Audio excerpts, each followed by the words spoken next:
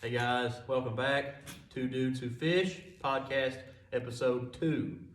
I'm Cade, this is Will, and tonight we got a few things we want to cover. But first off, if this is your second time watching us, thank you so much. If it's your first time watching us, hang in with us. We always seem to find something fun to talk about, so hang with us and give us some feedback. Let us know what you think, anything we can improve on, what you like, what you don't like. We're here for it. So, with that being said, I guess let's get into it. First thing, it's uh, it's been a while since our first video, but we've tried to do more videos. It just the audio was bad, and we didn't like it, and then it's been hard to shake up a little bit of extra time here lately. So we're going to start doing them more, especially now that the season is in full swing. But we're going to have a lot of good stuff, fishing videos, podcast. We're going to try to get in some guests. So it should be pretty interesting. So anyways, take it away, Katie. Yeah, so we're new at this too, so we're learning along with you guys, but like I said, I think we're going to stick with it for a while, so hopefully we're in it for the long haul. But like Will mentioned, we've had a little less free time lately. Tournament season is kind of kicking up. We fished, I think, 4 or 5 tournaments so far this year. Roughly, yeah. So we're in full swing. Not yet in full swing, but we're getting there. We're ramping up. We're trying to build some momentum, and we've had a little success here and there. Not killing it by any means, but I think we both won a little money already this year, and kind of got some good momentum going. So hopefully we can keep that rolling. All the tournaments we fished this year have all been on Dale Hollow so far. We've had a couple of club tournaments. We fished an NTBA tournament, which is the National Team Bass Association, something, just kind of a little team tournament. And we also, just this past weekend, both fished the Mountain Division BFL, which was interesting to say the least. So it's kind of been highs and lows so far this year, man. We've Will has really been on some good fish all throughout the winter, and I kind of started going out and kind of doing the same thing he was doing, and we both felt pretty good about it.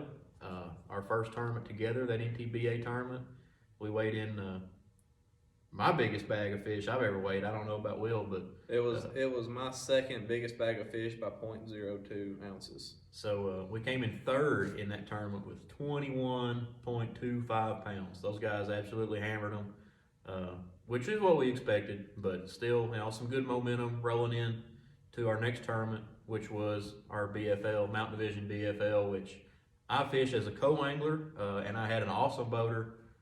We had a really good time fishing together, but unfortunately, the bite was a little tough for us. I did manage 2 keepers, came in 28th place, and I got me $144. So, small victories. But like I said, a little momentum, hopefully going into the season. I'm excited about it. Plan on fishing a lot of tournaments this year. Not sure if we'll video any of them, just because, tournament fishing, you kind of have to regain a little bit of an edge. If you are on something, if you're on some fish, you don't necessarily want to videotape it. But Will?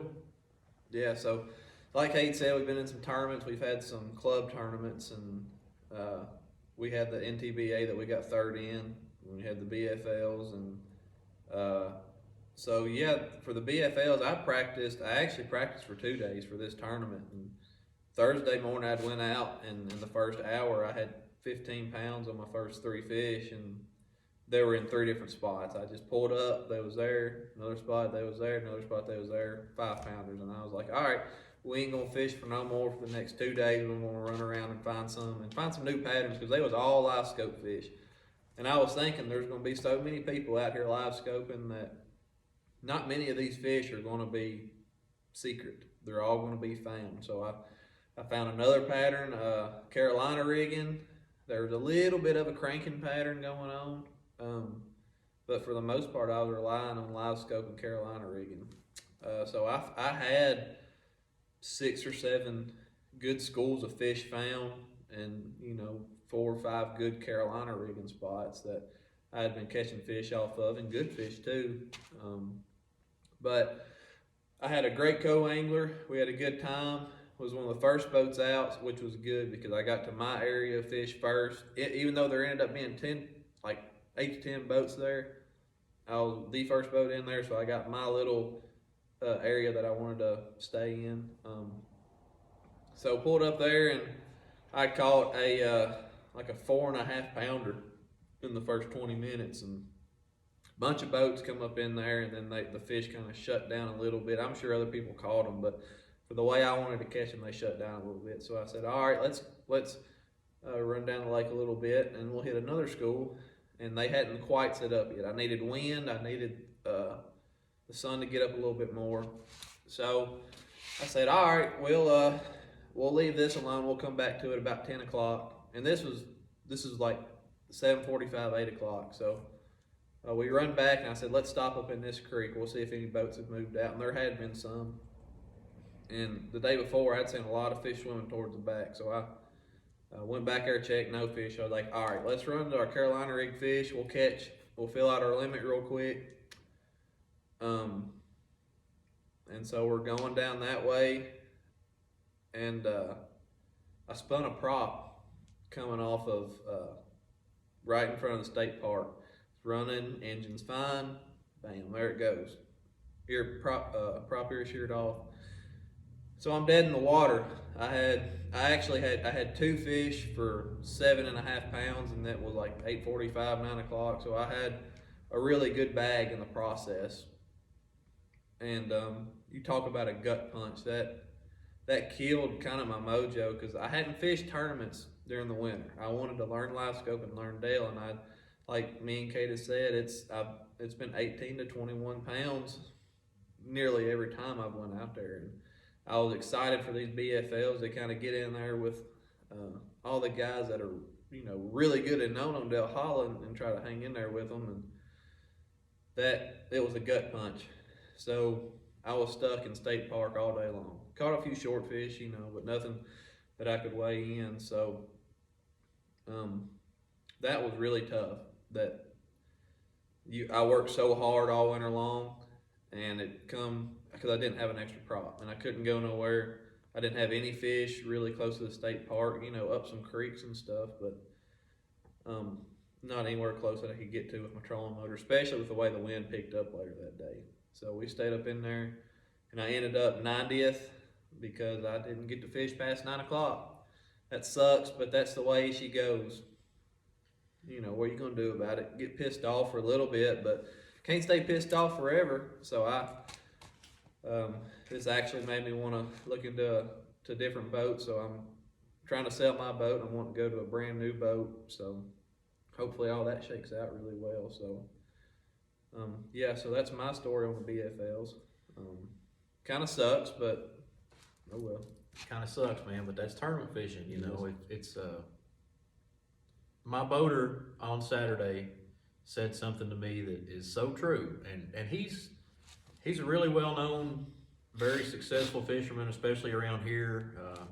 He's fished, he's done really well in a lot of Toyota Series events, and actually was invited to fish on the Tackle Warehouse Pro Tour, and was not able to because of financial reasons. He's got a family and kind of got his roots planted here, but point being, he's a very good fisherman, and has had a lot of success. And he told me the other day, he said, everybody notices when you do good. He says, everybody focuses on when you do good and you're the hero and oh my gosh. But he's like, people don't see the days when you go out and catch 3 fish for 7 pounds, which is what he did,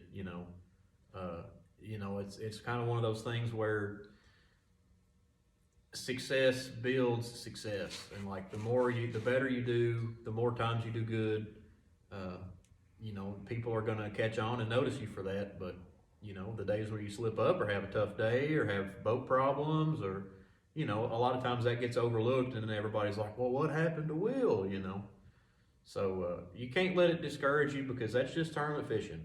If you spend a lot of time on the water, these boats take a beating, and stuff goes wrong, man. I mean, we've all had motor issues, boat issues.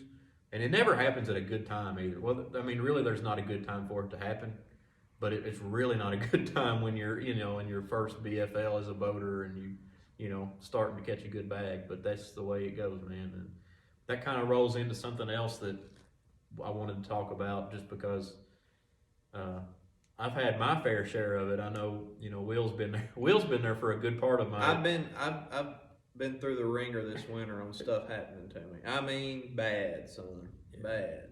So we're going to talk about adversity, which is something that you don't hear a lot in fishing podcasts, but it happens to everybody, and you know how to overcome it.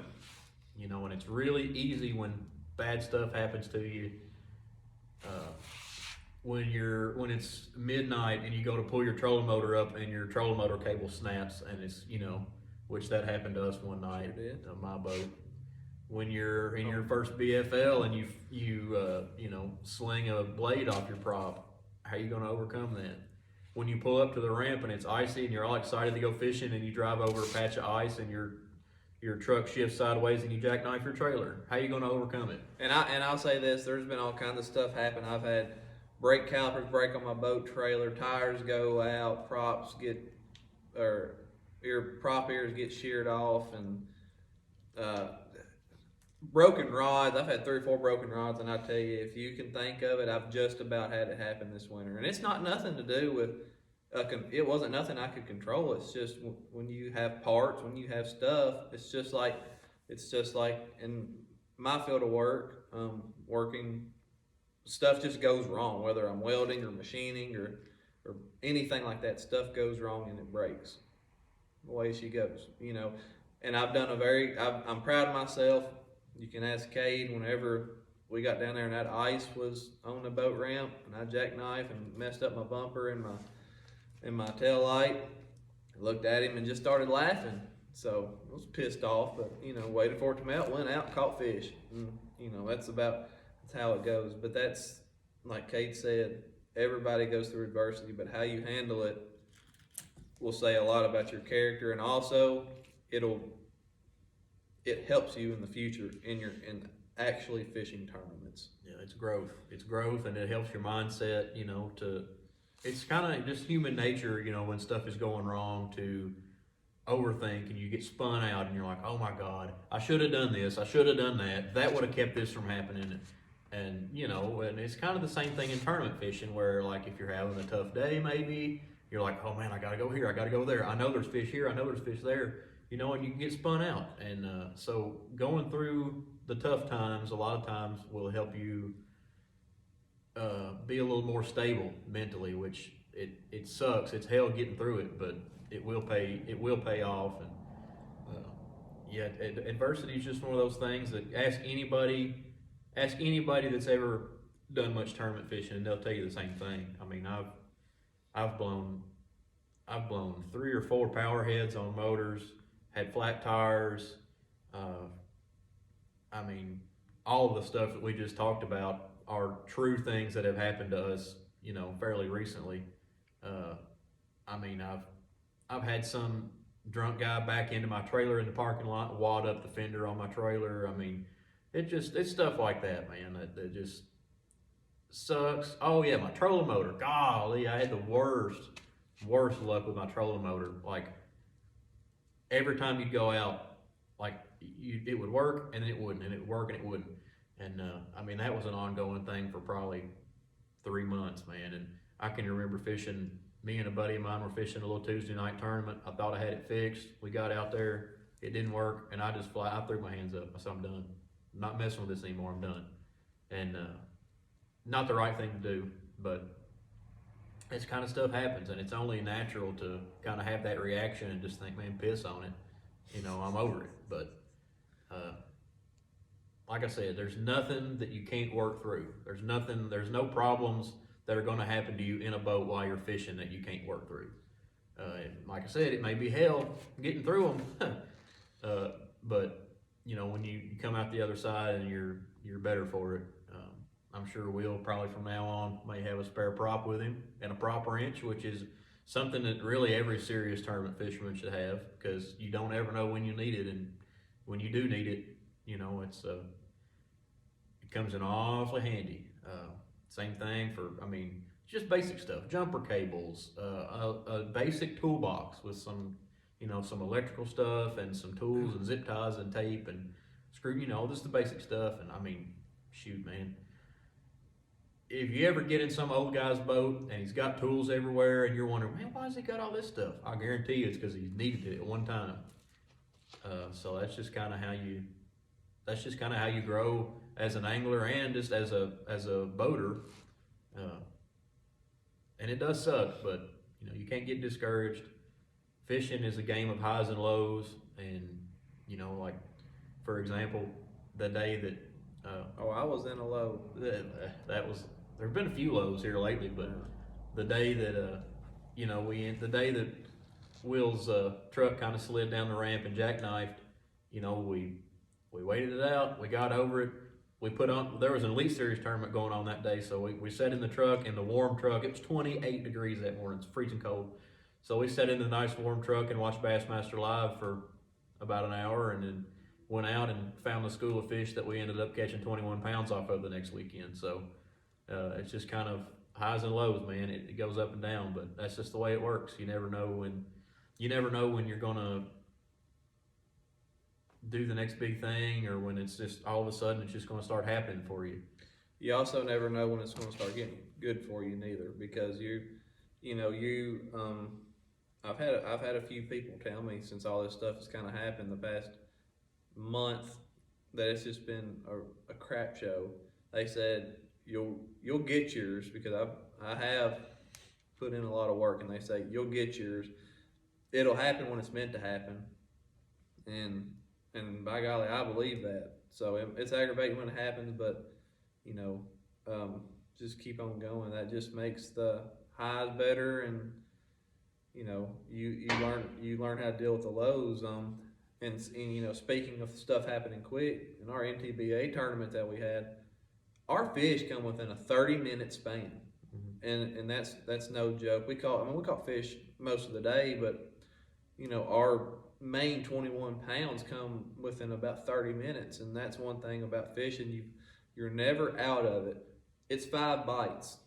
5 bites is all it takes, and 5 bites could come in 5 casts, or it could come in 150 casts, and you just catch one every 30 casts, or probably more than that. But that's how you've got to think with fishing. Is I'm 5 bites away, and I promise you, there's something that goes from your fingertips through your rod, through your line down to your bait, that when you're confident, fish will eat more. I have no clue why, but they do. And it could be an awful day, and they will still bite if you've got confidence.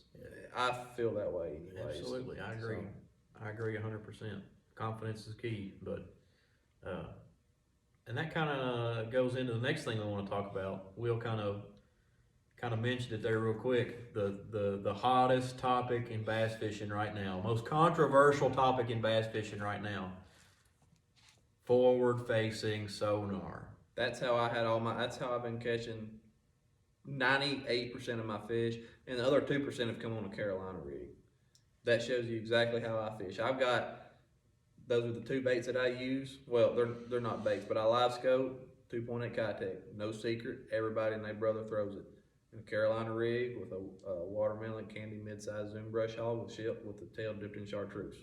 And before live scope, he just threw a Carolina rig, so he's really not doing anything different.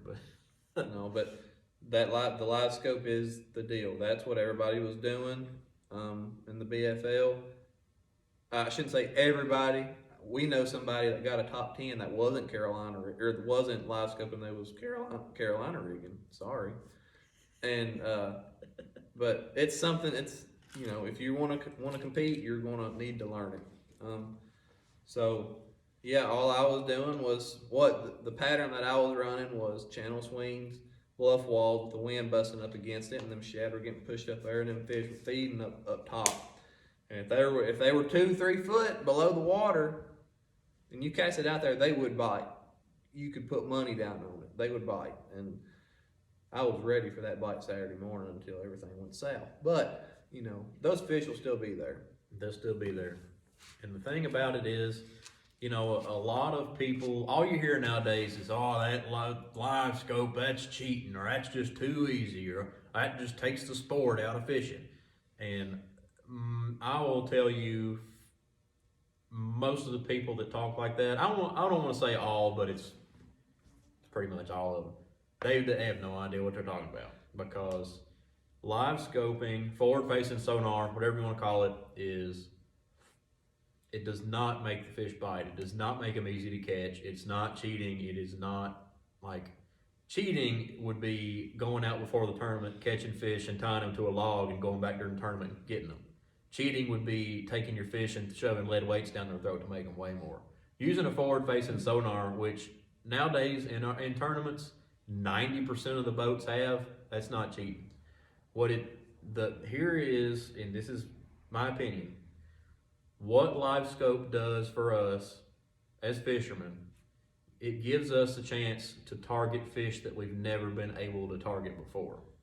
You always hear, you can go back and read through your Bassmaster magazines, watch on TV, you always hear people say, oh, suspended fish are the hardest fish to catch. No, suspended bass are the hardest fish to catch. And the reason is because they're just out in nowhere. They're out in open water. They're not on any structure, any cover. They're not on any target. It's not like throwing it a lay down. It's not like, it's open water.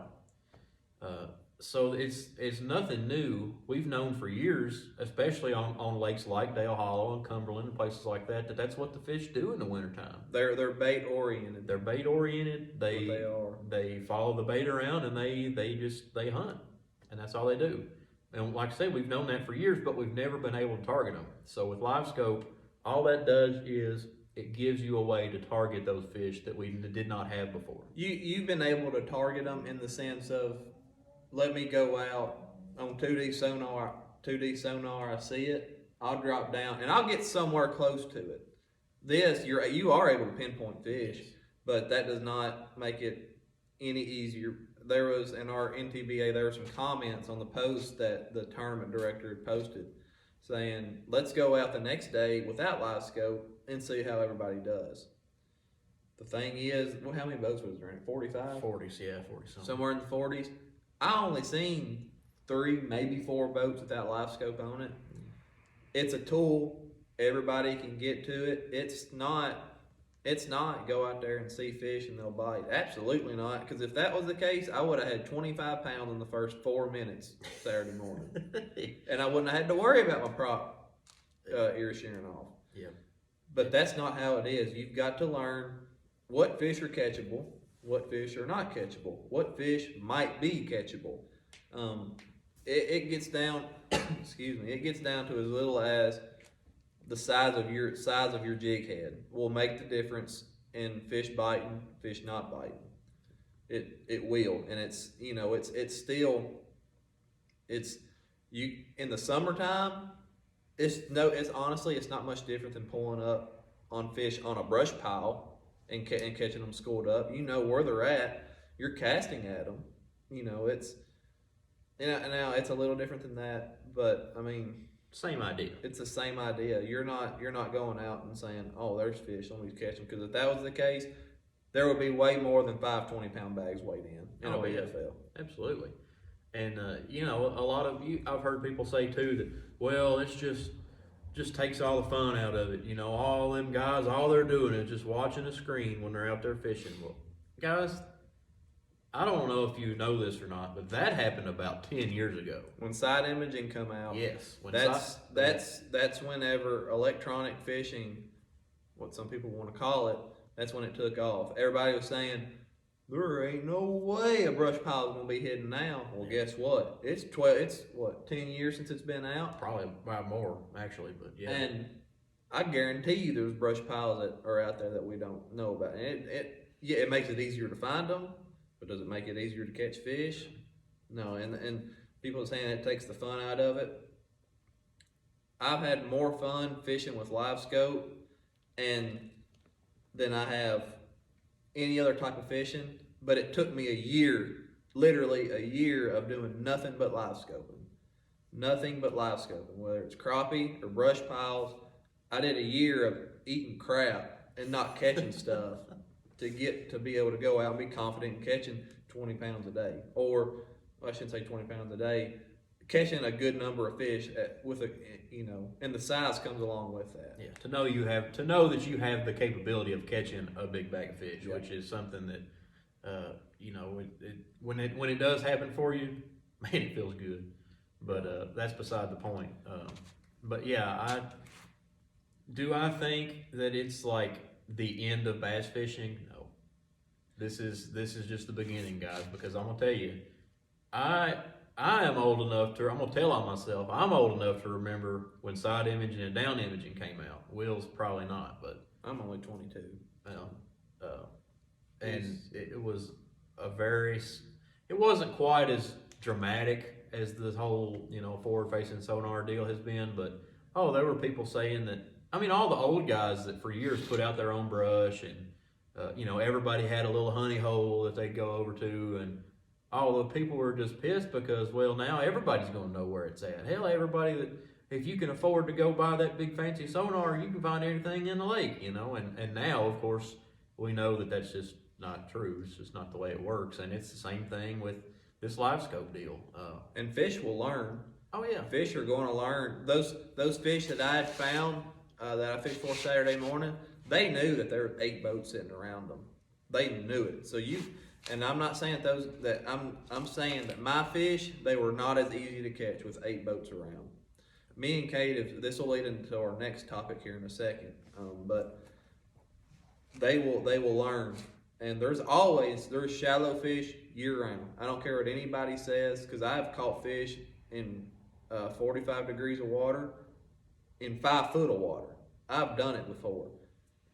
Those fish will learn. They might move up shallow. They might go back to brush piles and stay on brush piles all winter long.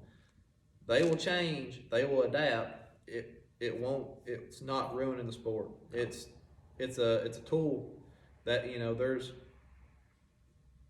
it's a tool. And I think younger people, I'm not saying older people don't know it, but I think younger people are becoming more adaptive because they don't have any ways that they're stuck in, if that makes any sense. They haven't had as much time to gain the confidence in other techniques.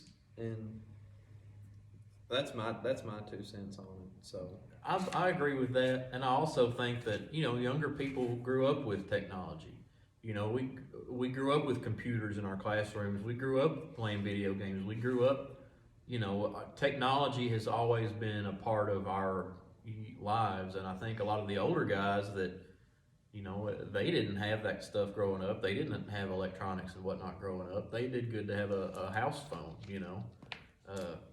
So I think being a little bit more adept with your electronics and being younger, I think there's definitely a link there. But that's not to say that an older person can't learn it. That we know a few older guys that are learning it, and I'm afraid if a couple of them guys learn it good, because they catch them really good without it. If they ever learn live scope, it'd be over for us probably. But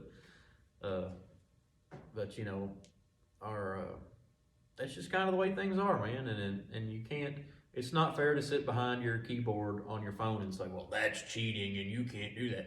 Because I challenge you, anybody with that mindset, you'll hop in this boat right back here. Now let's go do it. Let's see how you do with it. Because I'm just telling you right now, it ain't easy. A lot of guys you see the videos on YouTube of guys that are, they're edited together, and it looks just as simple as, you just cast towards the front of the boat and the fish swims over there and gets it. No. It looks good whenever I posted a picture of my first big sack. It was like 21 and a little over 21 and a quarter. I posted that. Heck yeah, it looked like I had a really good day. It looked like I slaughtered the fish. But I caught 6 fish all day long. Maybe 7 fish all day long, 6 or 7. I didn't slaughter them. I just got on the right kind of fish to catch. Yeah.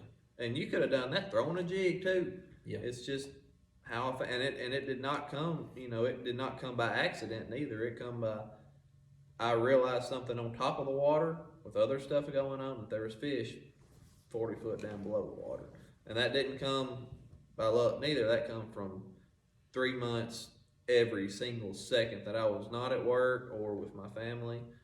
I was out on Del Hollow. Yeah, that's what you got to do. Just like anything else, you put in time, put in the work, and you'll learn it.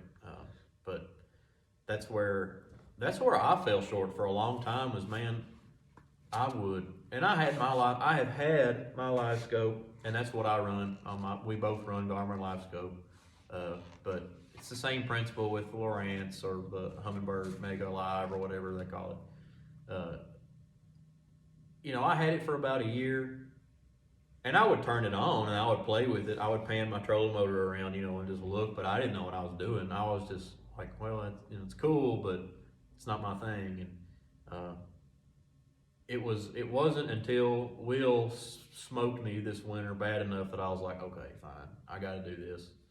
And it helps a lot if you're wanting to learn it to go with somebody else that knows it. That will, because I promise you, once you start catching fish on it, you'll get confident, and when you're more confident, you're more susceptible to learning. Yeah. And taking in knowledge, pretty much. Yeah. So even though I was hesitant this winter to lay my jig rod down, lay that floating fly down, and pick up that little swim bait, I was hesitant, but I'm really glad that I did, and I feel like my confidence going into this season is high because of it, and I look very forward to next winter. and that's another thing. We're going to have to learn this live scope. We're going to have to learn it again for summertime, because I'm sure they set up similar, but it's a whole new battle. Yeah. So that's something else we're going to learn. And with live, this is going to lead us into our next topic. With live scope comes some other, I wouldn't say problems, but I guess you'd call it a stipulation or something. I would say it's an issue, I would say. So recently there was a day that me and Kate was out fishing. This is whenever we actually come across our school of fish that we had found. We was fishing, and a feller had come into the pocket at the mouth of it. What'd you say, 200 yards away, probably 150, 200 yards away? That's fine. Stay, come on in, there's no secret about that, and we had caught some fish. I'd caught a 5.5 pound smallmouth, and we'd caught some other fish. And each time we caught fish, they kept on coming in closer, and closer, and closer, and closer, and closer. And that's no joke, because I told Kate, I said, but I don't like controversy. I don't like starting it. If somebody wants to start it with me, I'm okay, game on. But I don't like, especially fishing for fun. I don't like to be that guy. Well, this boat had come in, and they kept on, they was watching me. And keep in mind, there was no other boats in this pocket. There was no tournaments. We was strictly fun fishing. They come so close to us that, what would you say, 20 foot from us? Yeah, 20 feet probably. 15 to 20 feet away from us. That's a little bit too close. That's a lot too close. That's a lot. Whenever you can hear them eating their sandwich, that's way too close. That's a lot too close. I didn't say nothing the first time, and I pushed them off.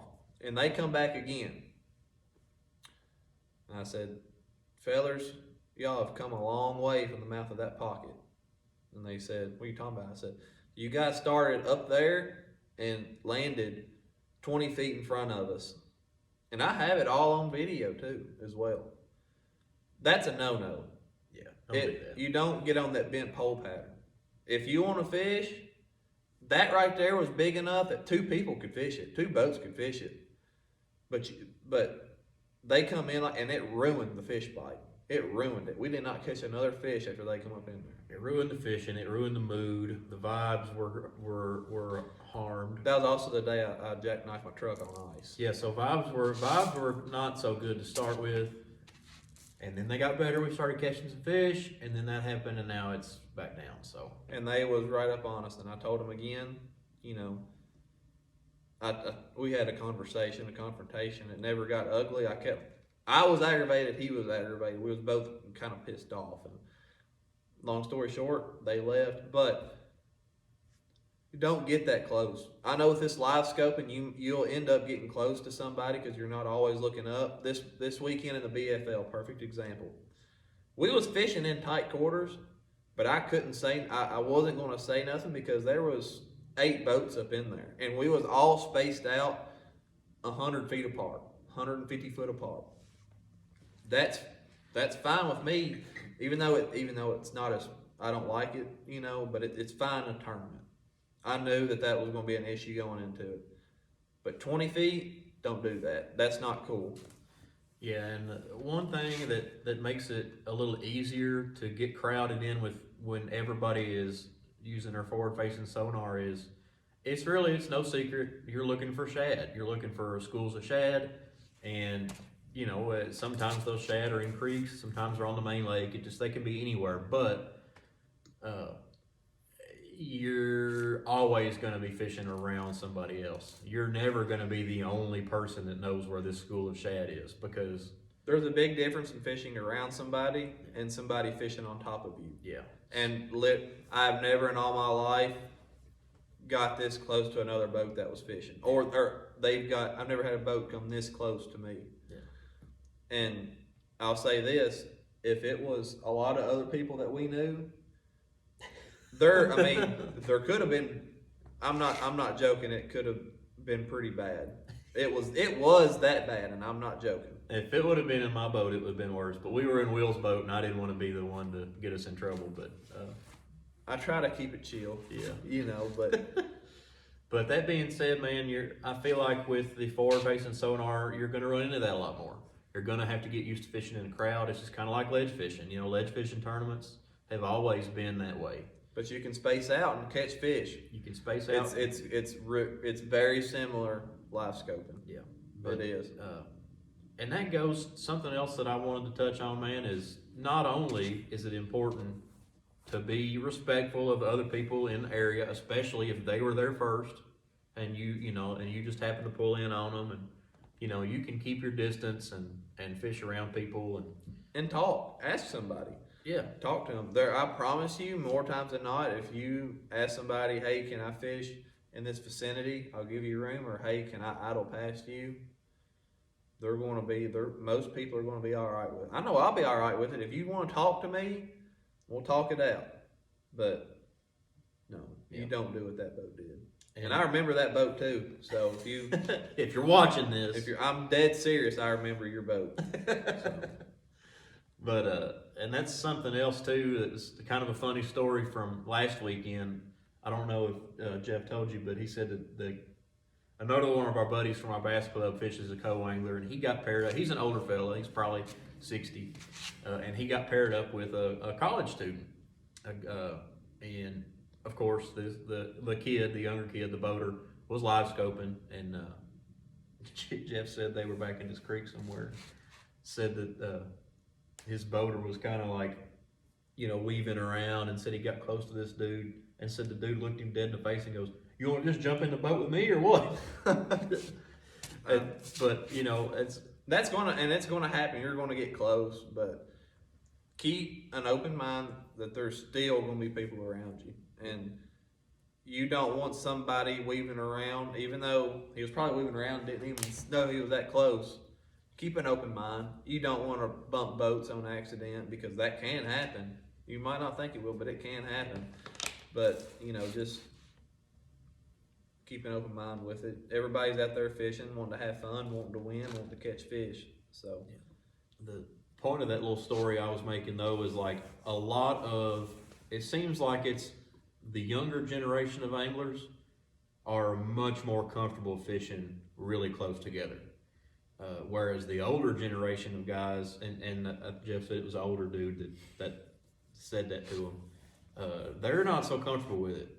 Back in the day, if a man had a fishing spot, that was his fishing spot. And if you knew it was his, and if you didn't know, it's different. If both of you found the same thing, and one of you didn't know that the other was fishing there, it's different. But if you're on that bent pole pattern, if you're on the bent pole pattern, that's you got to respect a man's hole is what we're saying here. Yeah, man's got to have respect for the next man's hole. But it's the college kids, I think, and it's not just college kids, but it's the younger generation of anglers is just a lot more comfortable with it. It's not a big deal to them, and they don't think twice about it.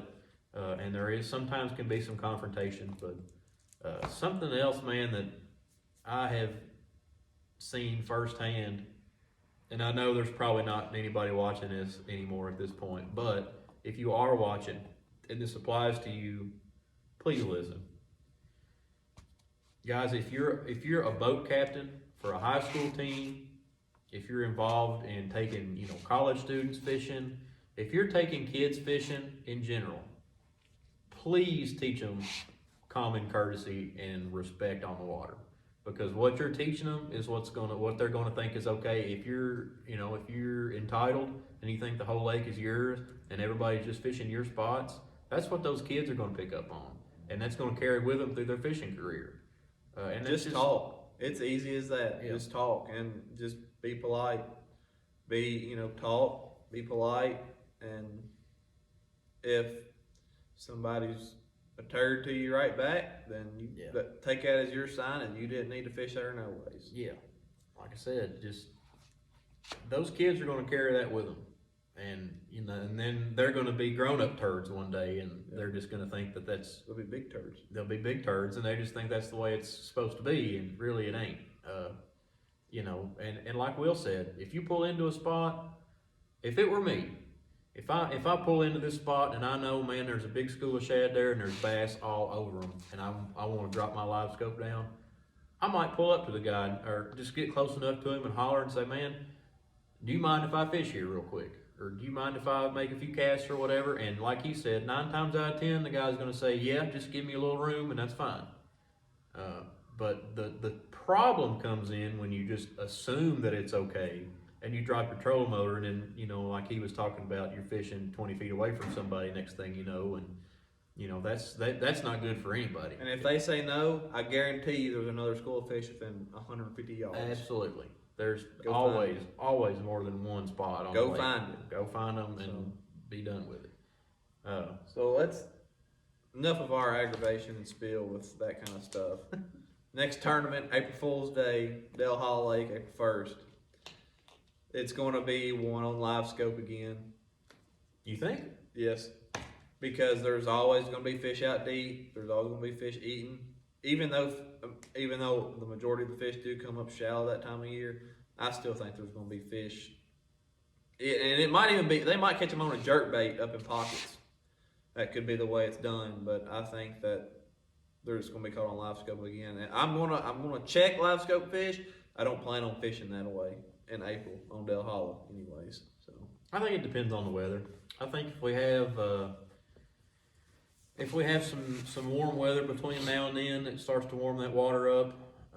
I think the fish will. Oh, they're wanting to go shallow right now too. Yeah, I think a lot of them will pull shallow. However, it's definitely not really looking that way. I mean, it's going to warm up a little bit and it's going to get back cold again, I'm afraid. So that's something else, man, that I was on the lake actually just a few hours ago, and I was thinking to myself, before I got to the lake, I was like, man, it's the middle of March. These fish are going to be trying to spawn, or they're going to be pre-spawn. And, I got to the lake and the water's 50 degrees and it's muddy and it's cold and it's low. And I'm like, it's still wintertime to these fish. They don't know it's March. They don't know they're supposed to be wanting to move up shallow. They know what the conditions are, and they know that the water is cold and it's muddy and it's low, and they're not trying to go to the bank right now. And it's the same thing, a lot of people fish by the calendar instead of fishing by water temperature. The water temperature and your weather conditions, and I'm guilty. I am as guilty as anybody. But just because it's March or early April, if the water's still cold, that the fish don't know what time of year it is. So I definitely think there is a chance that some guys could catch them scoping. I definitely think though that you will see guys catching them on jerk baits, Alabama rigs, Carolina rigs for sure. It's Shaky heads. a little early for sight fishing. I don't think there'll be any real sight fishing going on, but If the tournament was a week later or 2 weeks later, you might be seeing a couple of them. yeah, you might see them then. But I'm excited about it. Like I said, with me being a co-angler, I don't really have much of a say in in what I end up doing, but I'm hopeful that I'll maybe get another good draw and maybe continue my hot streak on the co-angler side. You know, I won my entry fee back on the last one, so maybe I can win. If I won 144 bucks last time, maybe I can win 150 next time. And maybe I can go without sharing a prop here. Maybe Will can make it through the whole day without. And that day also started with my live scope box inside of my rock compartment coming loose. So It rolls downhill. You know what? Kate said if that's the worst thing that happens today, you'll be good. It wasn't, Kate. I jinxed it.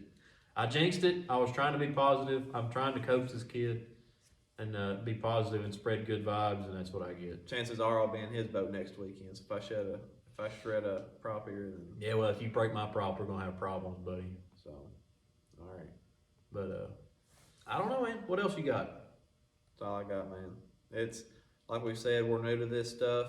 If you're still listening, we appreciate it, but we're new to this stuff. We just like to talk and ramble. If you think that we ought to post shorter videos and on specific topics, we'll do that. We're going to post more fishing videos now that the days are longer.